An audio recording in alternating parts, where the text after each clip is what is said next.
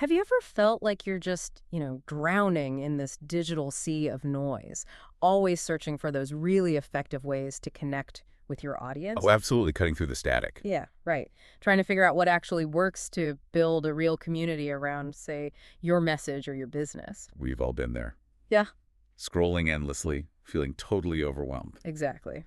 Well, you've definitely landed in the right place today because we're offering what feels like a genuine shortcut, a way to get truly well informed on a pretty foundational topic. Good stuff. Welcome to the deep dive. Today, we're plunging into something absolutely foundational for, well, anyone looking to build a community, maybe grow a business, or even just get their message out there effectively. And that is, Email list building. And our source material for this deep dive is a really fascinating collection of strategies. It's from Dale Carnegie's 100 Email List Building Methods. wow, 100 methods. That's comprehensive. It is. The title alone tells you there's a lot there, right? And our mission today is basically to distill the most impactful, maybe the surprising, and definitely the insightful bits from this pretty extensive text. Okay, so boiling it down. Yeah, exactly. We're not just going to tell you what these strategies are. We really want to unpack why they're still so critical. In today's digital world, with all the shiny new platforms popping up constantly, Relevance is key. and most importantly, we'll talk about how you can actually apply them practically. This isn't just theory, right? It's meant to be your shortcut to mastering a really essential part of digital connection, of community building. Sounds useful. So, right from the start, Carnegie lays out this core idea, kind of sets the stage. He says building an email list is vital for every business. Why?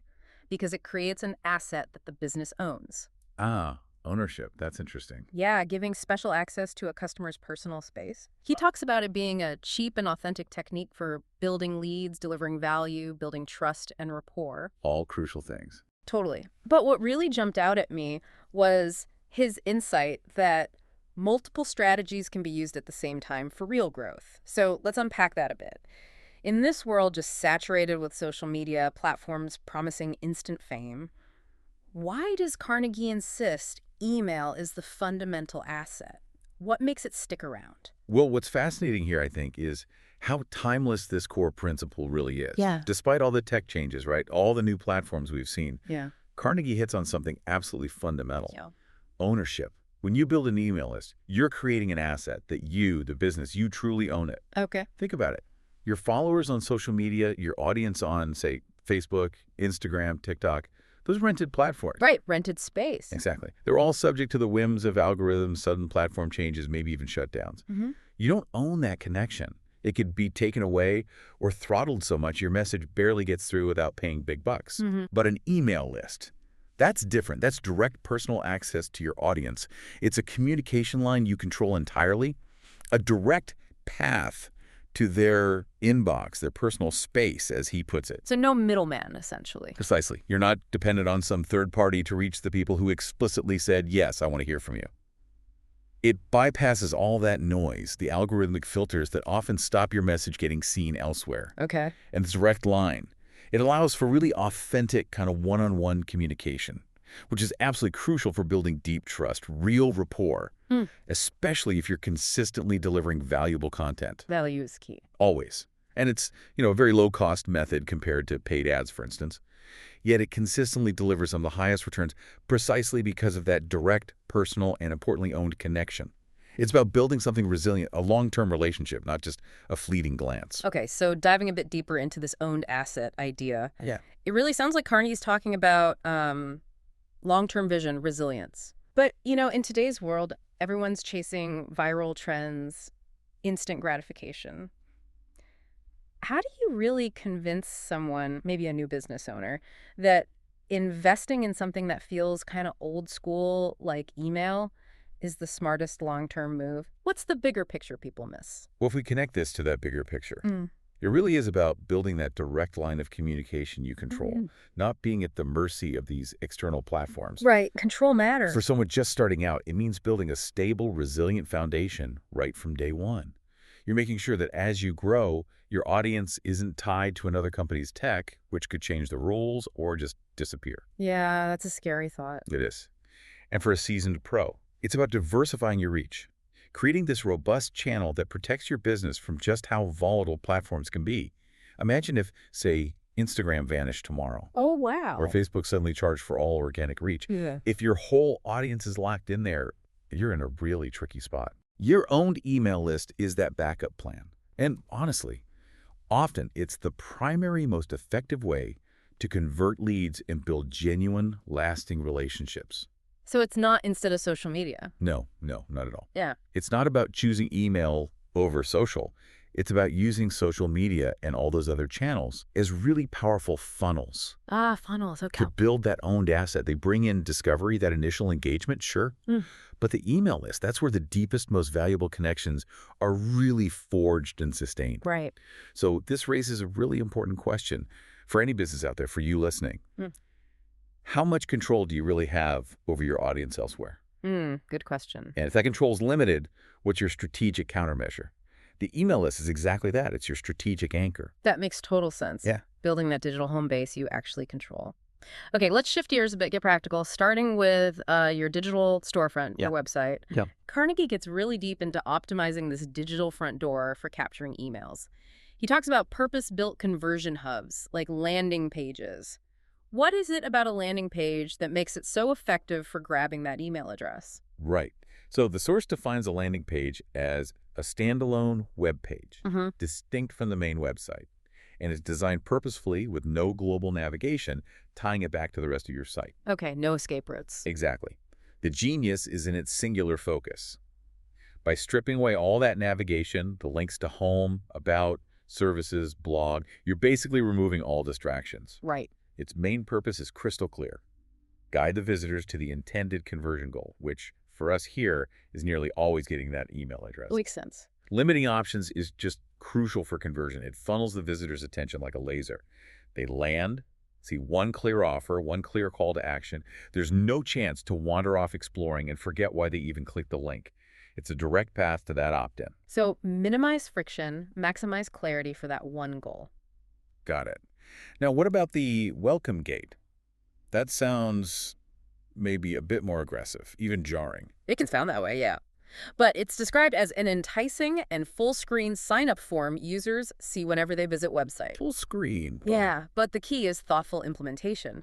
The source clarifies users can still scroll past it or just close it, so it's much less intrusive than you might think. Okay, so not trapped. Not trapped. Its effectiveness comes from pure visibility. It's a full-screen form with the sole purpose of getting more subscribers, unlike, say, a little sidebar form that might just blend in. Yeah, easily miss.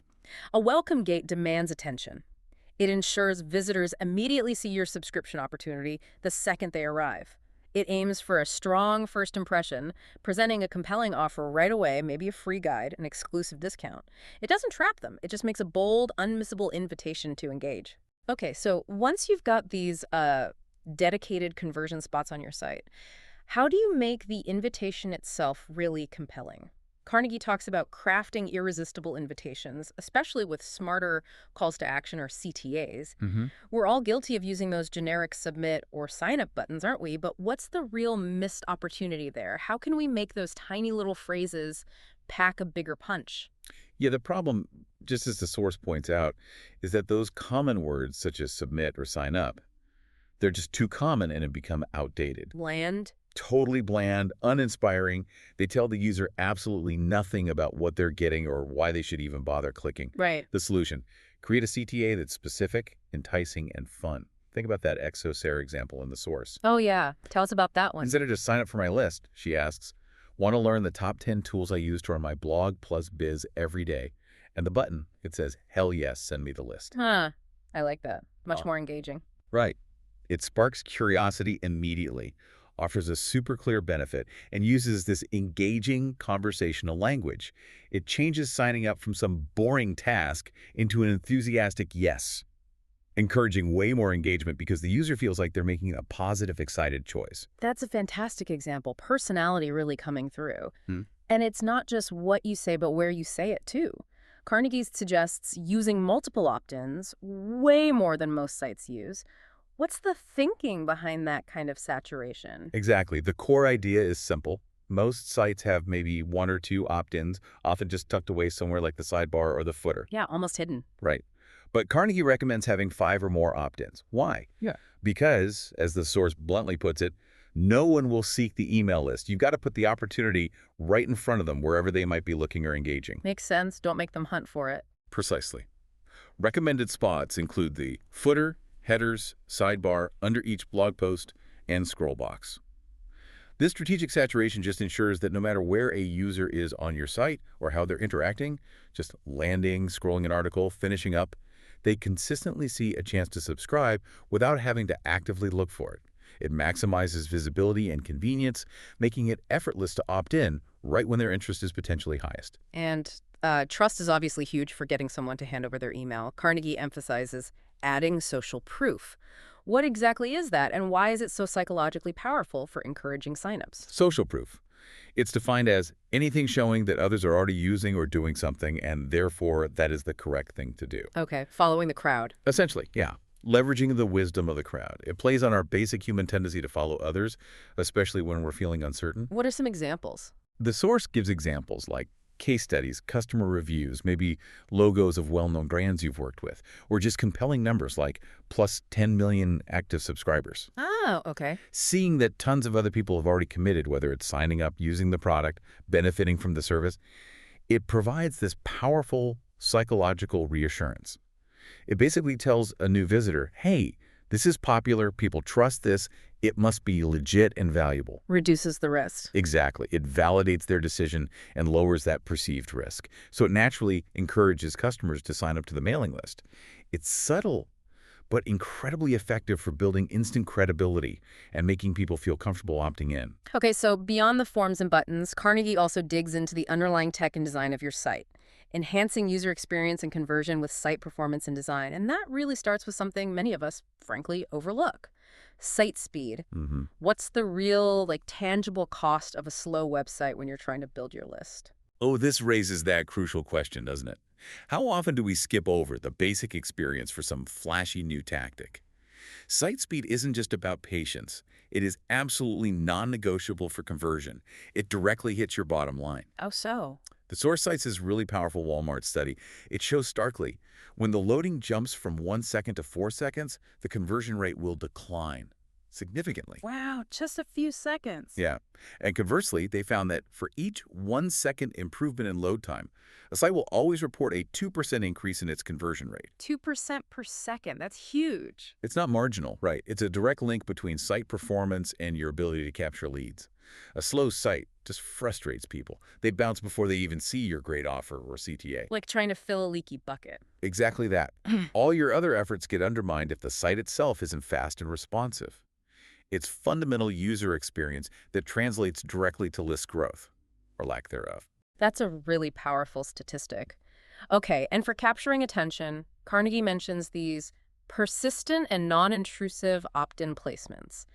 Let's talk about the pop-up box. Ah, the infamous pop-up. Right. The data clearly shows they work. I mean, the Michael Stelzner results are phenomenal, but let's be honest, for many of us listening, myself included, they can feel super intrusive. Yeah, they get a bad rap. So how do we balance that proven effectiveness with, potentially annoying our audience? What's the secret to making a pop-up not just immediately alienate someone? You're absolutely right. Pop-ups can be annoying, but their effectiveness in grabbing attention and converting visitors, it's undeniable.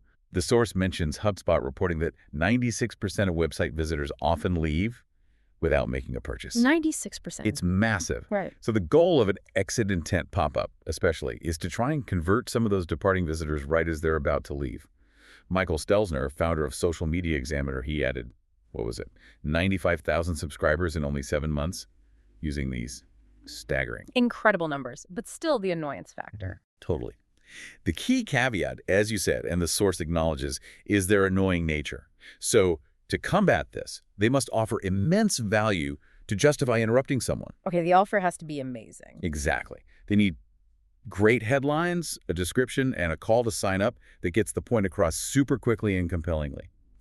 The secret is making the offer so irresistible, maybe an exclusive discount, a super relevant checklist, an instant free guide, that the user sees it as a welcome opportunity, not an unwanted interruption. So frame it as helpful, not hindering. Right. It's a last-ditch, high-impact effort to grab that lead before they vanish. And when it's done right, With a clear value proposition, it can be incredibly effective without totally alienating your audience. Timing and value are everything. That makes sense. The offer has to outweigh the intrusion. Okay, beyond individual forms, Carnegie also points to how leveraging your website's tech can create a smarter opt-in experience. Like WordPress plugins, for instance. He mentions this intriguing www.sgd plugin. How do tools like that go beyond just static forms to really engage and convert? Right? WordPress plugins, like that WWSGD What Would Seth Godin Do plugin, they're effective because they move beyond generic forms.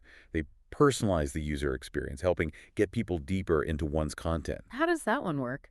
Well, the WWSGD plugin, for example, puts this dynamic dialog box at the top of posts, and it welcomes users differently based on cookies, basically, based on how they got there or if they've been there before. Oh, clever. Yeah, so a new user coming from Twitter might see a message like, "Hey there, Twitter user, kindly check out our articles on getting the most out of Twitter." Ah, recognizes the source. Exactly. That personalized greeting immediately resonates.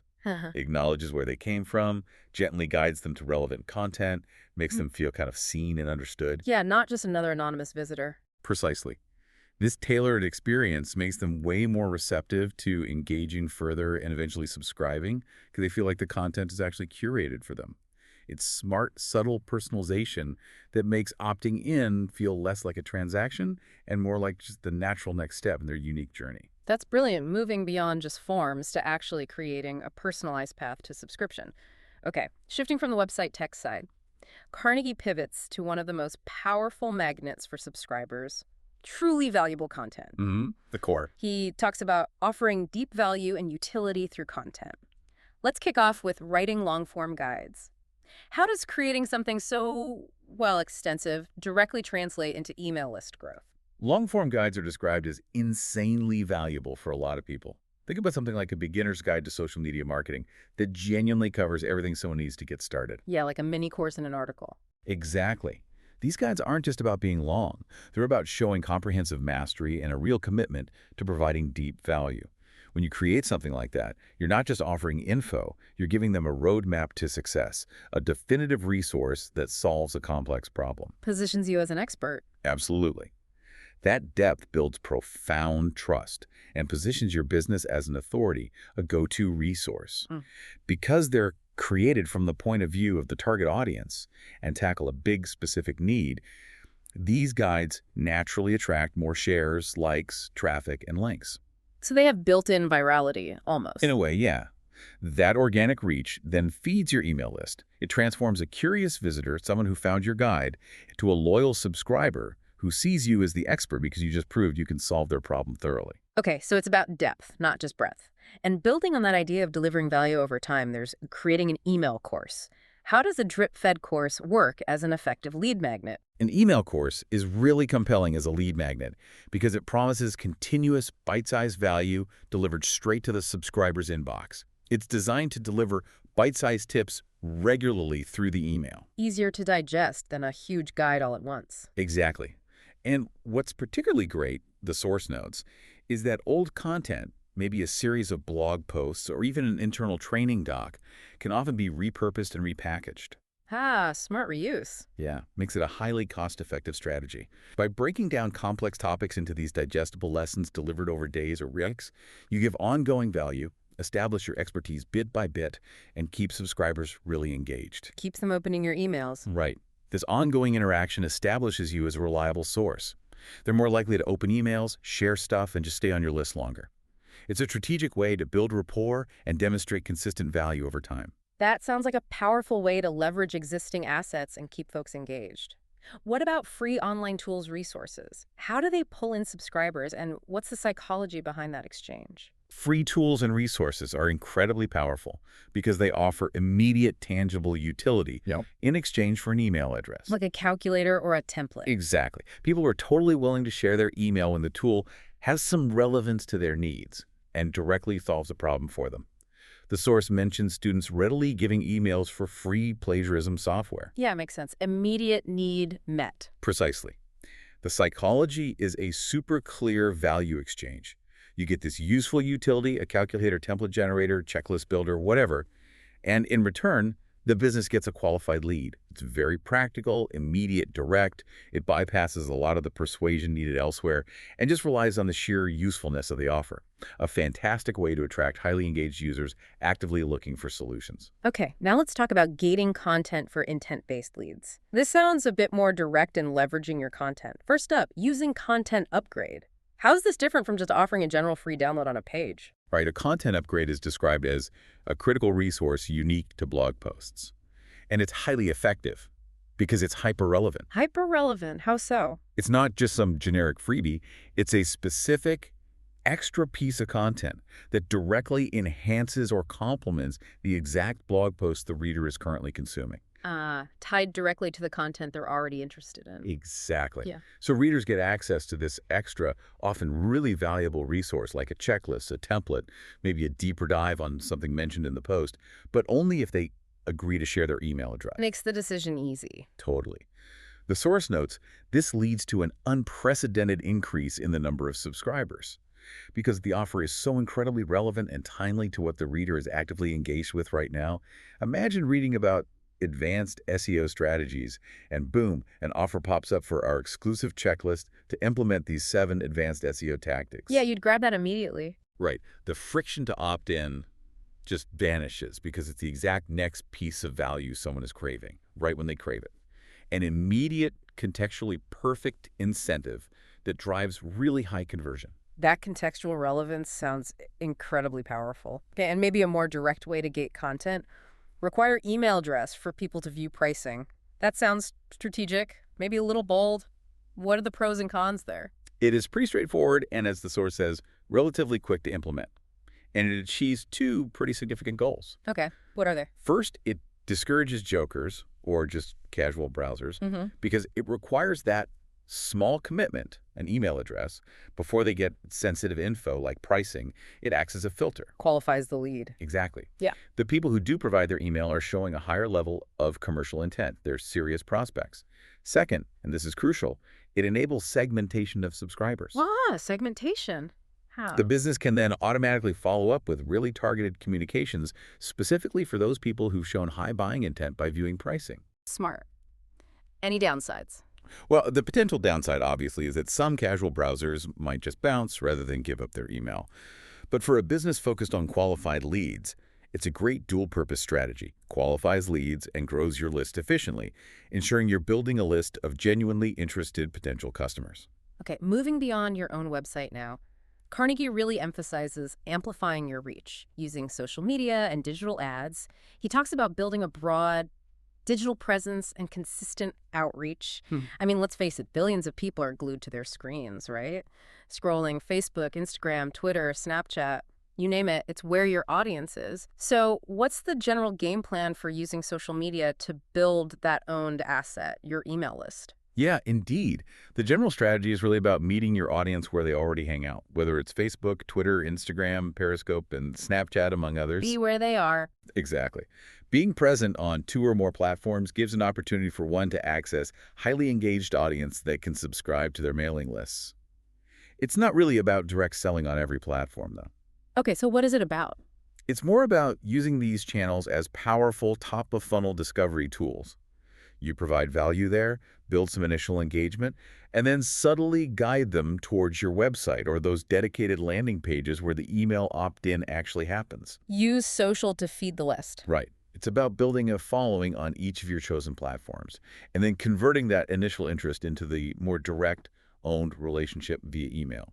Okay, so strategically using social as a funnel. Let's get into a couple of platform-specific strategies for email capture. On Facebook, how can that CTA button on Facebook business page be used more effectively? Lots of pages have them, but they often feel kind of underutilized. You're spot on. Many Facebook business pages are extremely underutilized towards attracting new subscribers. The source recommends making this button a really prominent feature. How so? More than just visit website. Yeah, exactly. Instead of just a generic visit website button, you should add a clear call to action button to the top of one's Facebook business page that links directly to a dedicated landing page. Straight to the offer. Right. A landing page designed specifically for email capture. This page would prompt the visitor to enter their name and email addresses before they can continue to get whatever valuable offer you're promoting. This simple change, it transforms your Facebook page from just an info hub into an active, always-on lead generation machine. It's optimizing that prime real estate to push for the most valuable conversion, getting that email subscriber. Okay, what about Instagram? It's so visual, and links are notoriously tricky there. How do you invite subscriptions through Instagram posts when you can't put clickable links in the captions? Yeah, Instagram definitely doesn't make it easy with no clickable links and post captions. Limits direct list building leverage for sure. So what do you do? Well, the source suggests creative workarounds that are still really effective. The main method is to create a website link or landing page to the Instagram bio. That's the one clickable link you get. The link in bio strategy. Exactly. Then your whole Instagram strategy involves featuring highly engaging images that promote the lead magnets with easy links, meaning easy instructions pointing to that bio link. Okay. So you use compelling visuals, short, intriguing captions to tease some exclusive offer, a free guide, a masterclass.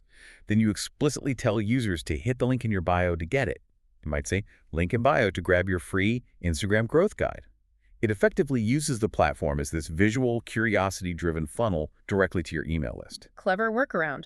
Now, shifting to targeted advertising and influencer outreach. Carnegie mentions targeting the same audience with ads using things like Facebook custom audiences. What makes this so much more powerful than just, broad advertising? This is where marketing tech gets really precise and efficient. Facebook's custom audiences, for example, lets you upload your existing email list right into Facebook. Okay. The platform then automatically works to target people similar to the matches found on the network. It creates what they call a lookalike audience. Finding people like your current subscribers. Exactly. New potential subscribers who share characteristics with your existing engaged list. Plus, you can also target ads to consumers who have liked competitors or have shown specific recent purchasing interests. Super specific. It allows for incredibly precise targeting. You ensure your ads reach people already primed to be interested in what you offer. Makes your ad spend way more effective at generating high-quality email leads. It's leveraging data to find your ideal subscribers much more efficiently. And while social media is fast, optimizing the search engine SEO feels more foundational, but still critical for list building. Why is SEO so important for long-term email growth? Absolutely. Collaborating with search engines like Google through good, solid SEO, it sends consistent traffic to your content over time. Consistent is the key word there. It really is. The big differentiator here is that SEO provides greater exposure compared to social media, where content can just be so fleeting, right? Social posts might blow up for a few days, maybe weeks. Then it's gone. Exactly.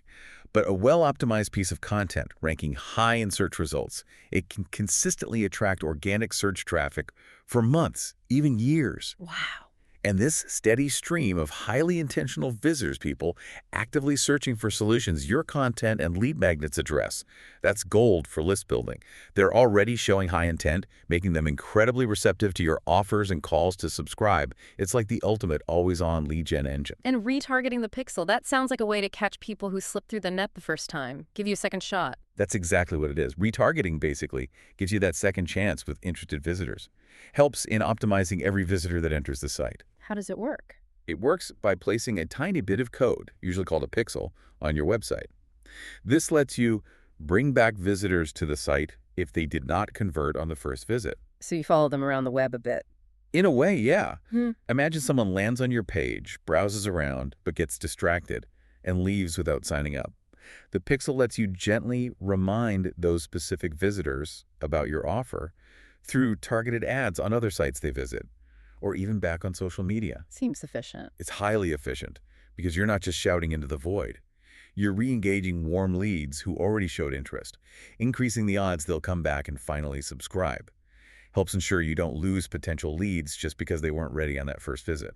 And finally, for this section, reaching out to influencers. Seems like a powerful shortcut to expand reach quickly by tapping into someone else's audience. Influencers can be incredibly effective, yeah, because they bring that pre-built trust and authority they have with their audience. Built-in credibility. Exactly. The source states, a single influencer who shares content can cause a 31% increase in sharing. The idea is to get an endorsement or recommendation from someone influential whose audience aligns perfectly with yours. How might that look? Could be a social media share, a mention in their newsletter, maybe a joint webinar. The logic is simple. Their credibility and relationship with their audience transfers directly over to your offer. Makes sense. The source emphasizes that more influencers will lead to more shares and therefore more leads and a bigger list for the business.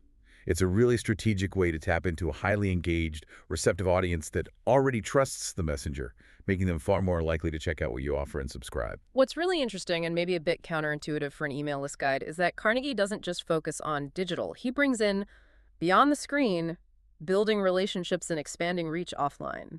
Bridging the gap. Seems like a totally different world for email capture. But he starts with leveraging your network and partnerships, beginning with referral systems. How do these offline trust-based systems actually translate to online list growth?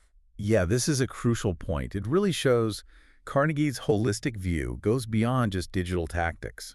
Referral systems leverage your existing customers, people who already trust you, to recommend your brand, your products, your services to their own network. Friends, family, colleagues. Word of mouth power. Exactly. The source says it's more effective compared to dozens of presentations. When someone you trust recommends something, you're way more likely to check it out. Right? Definitely. So for email list building, this means getting new, high-quality subscribers who arrive with this built-in trust because they came from a trusted source. Strategies could involve actively asking satisfied customers for referrals, maybe offering a small incentive, and making sure that referral process leads smoothly to a digital opt-in for the new person. Creates this powerful, self-sustaining loop of trusted recommendations leading to new engaged leads. And building on that, host-beneficiary relationships. Sounds a bit more formal, like a partnership, but still seems rooted in leveraging existing trust offline. It is, yeah. This involves establishing good relationships with other businesses that are non-competing but serve a similar audience. Their existing customers are prime prospects for your stuff. Borrowing credibility in a way. Exactly.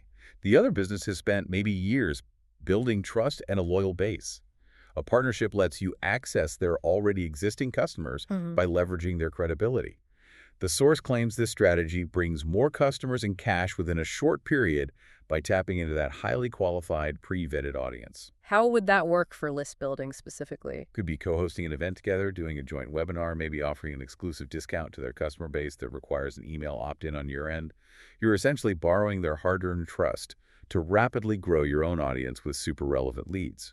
Okay, and beyond partnerships, Carnegie also looks at traditional marketing and event-based collection, like exhibitions and trade shows. They seem like a prime spot for direct interaction and grabbing emails face-to-face. Oh, absolutely. Exhibitions and trade shows are huge events for businesses, not just for selling, but also to meet hundreds of prospects in a short time. High concentration of potential leads. Exactly. And crucially, they offer this unparalleled chance to collect customers' personal information for future communication, including email addresses. Plus, you can gather opinions, do quick research. Right. These are high-intent environments. People are actively looking for solutions, new connections, makes them ideal for collecting leads. The key, as the source stresses, is having a clear system to collect those emails, sign-up sheet, digital kiosk, business card drop, whatever, and then, critically important, to follow up promptly. Don't let the lead go cold. Exactly. The source also mentions using these events to introduce existing customers to new products they didn't know about, which strengthens those current relationships while you're building new ones. And building on that, just offline events as a general category, not just huge trade shows, but any physical gathering, right? Precisely.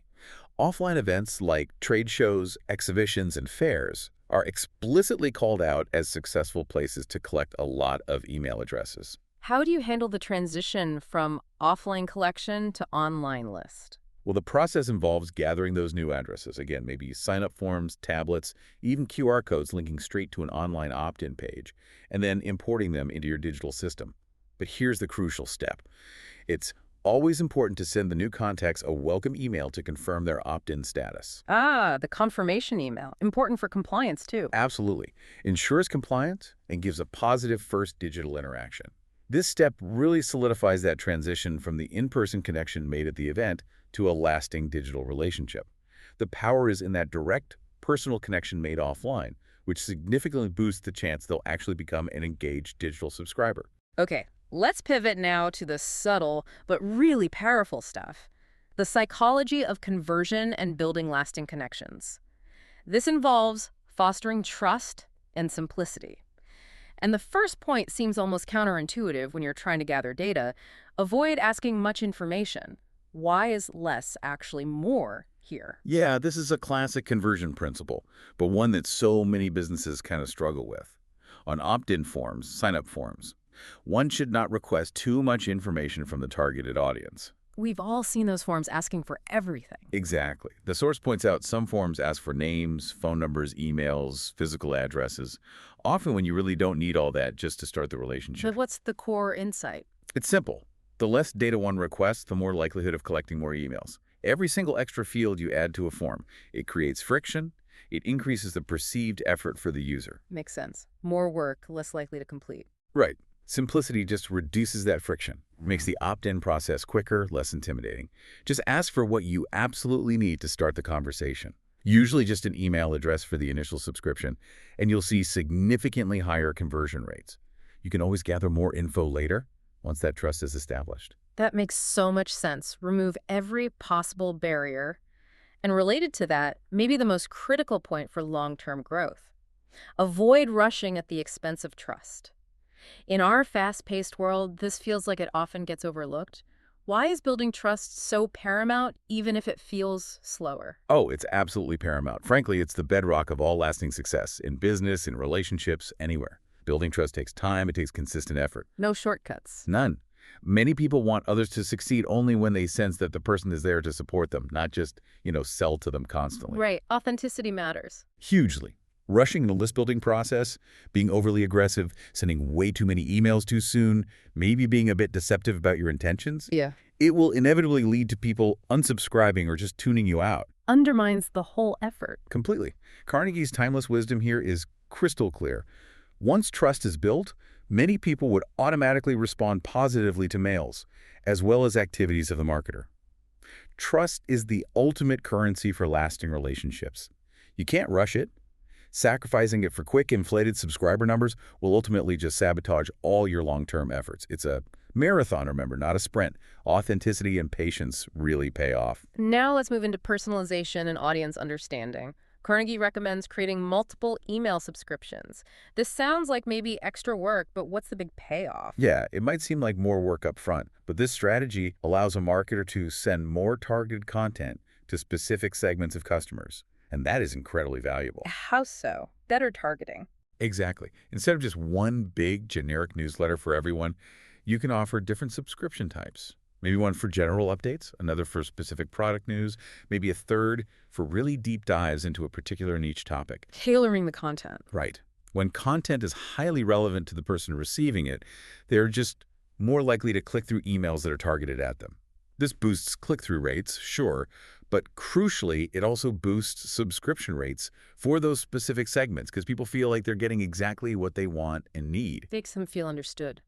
Precisely. It fosters a much more engaged and growing list because your audience feels understood, valued, not just like another number on some generic mailing list. It's about serving their specific interests, not just broadcasting broadly. In building on that idea of delivering specific value, offer discounts or freebies in exchange for email addresses sounds like a pretty direct incentive. How does this ethical bribery work, and what makes it so effective? It's a highly effective strategy, often called ethical bribery, because it provides that immediate, tangible value. People are fundamentally motivated by getting something from the business. We all love a good deal. Exactly. Offering discounts, exclusive freebies, like a valuable template or a short guide, or special coupon codes in exchange for an email.